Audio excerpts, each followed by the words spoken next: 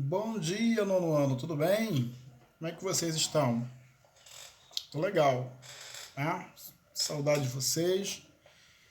Bem, a nossa aula de hoje ela vai tratar do seguinte tema: nacionalismos na África e na Ásia, né? Como é que se deu isso? Como é que funcionou? Como é que funcionava isso, né? Como é que esses continentes eram antes da chegada dos europeus? Né? Esses continentes foram dominados pelos europeus, tanto a África quanto a Ásia. Então, eles eram livres. Eles viviam uma perspectiva de liberdade, de construção da própria identidade. Né? Na África, né? Em África, não existia essa geopolítica que tem hoje, que é a divisão entre países, mas sim tinham tribos, né? Que elas tinham fronteiras diversas.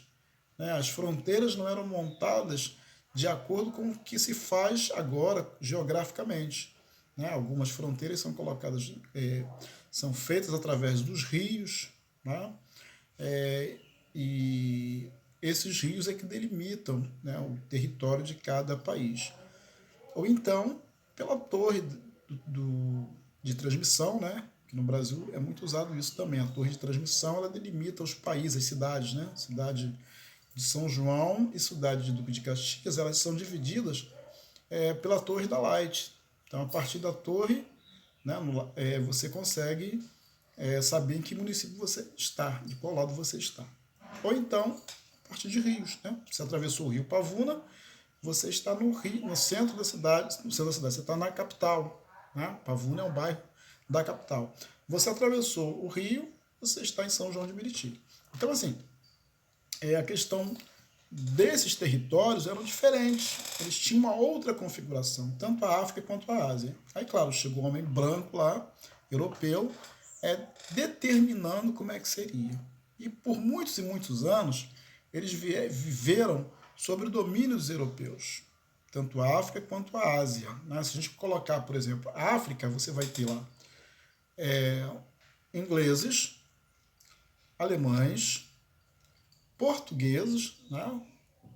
Dominando vários lugares na África, né? Como Angola, os países que falam português na África, né? Moçambique. Então, assim, os portugueses estiveram dominando esse território lá, explorando essa região. E aí você vai mais adiante, você vai ver que os belgas estiveram no Congo, que os alemães estiveram em outras regiões, os franceses também.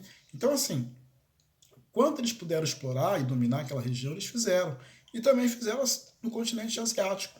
Né? Se a gente vai lá na Índia, você vai ter o domínio inglês por muitos e muitos, muitos anos. Né?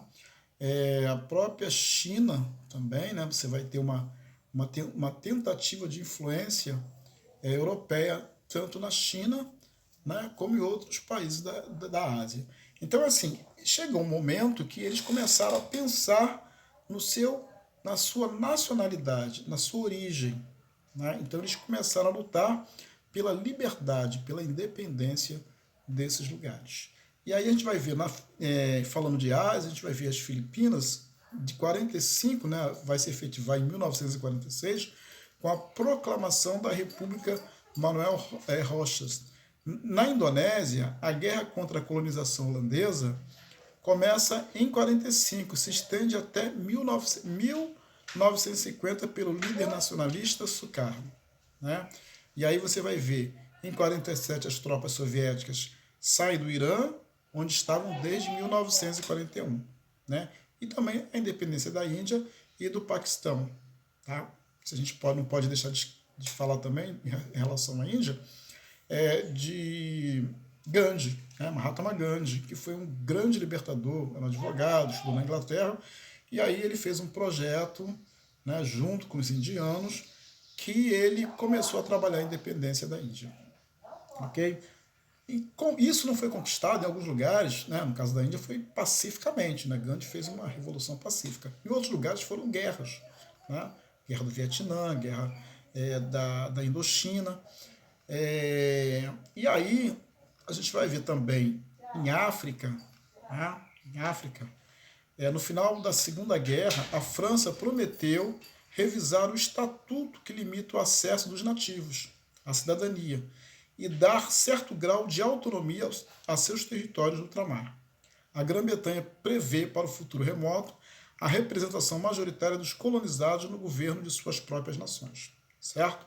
Começaram a surgir, entretanto, movimentos de libertação nacional nos países árabes do norte da África, né?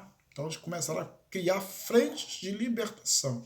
Uma delas foi a Frente de Libertação Nacional Argelina.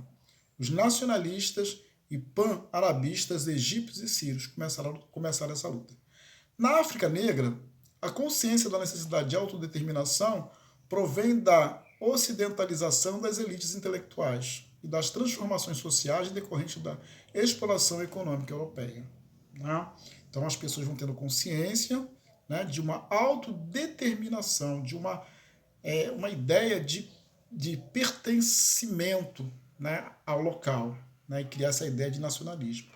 O processo de independência desses países, entretanto, é desigual e, em muitos casos, a emancipação só será conquistada à custa de lutas demoradas. Né? Não foi fácil.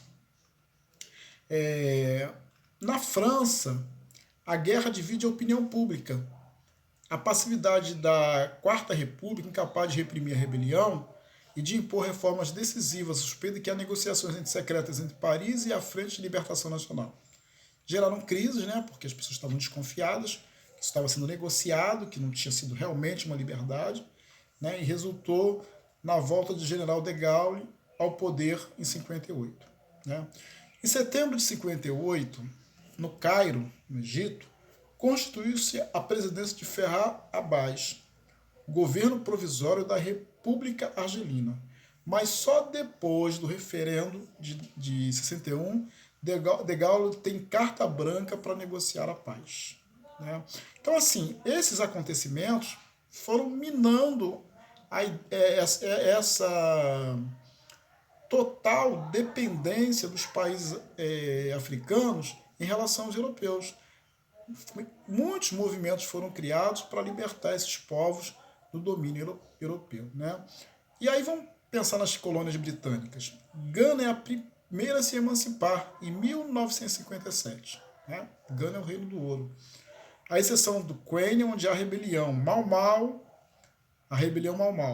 Os conflitos com os nativos não assumem proporções extremas, e até 1968 todas as colônias e protetorados estão independentes.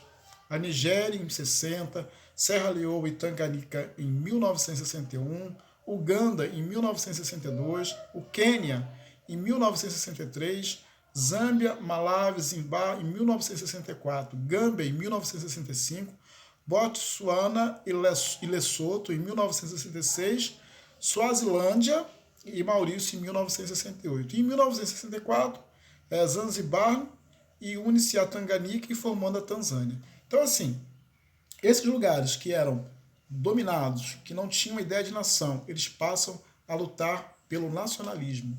Criar uma bandeira, criar um país, criar um governo próprio com pessoas da região. Valeu? Até o nosso próximo encontro. Fiquem com Deus.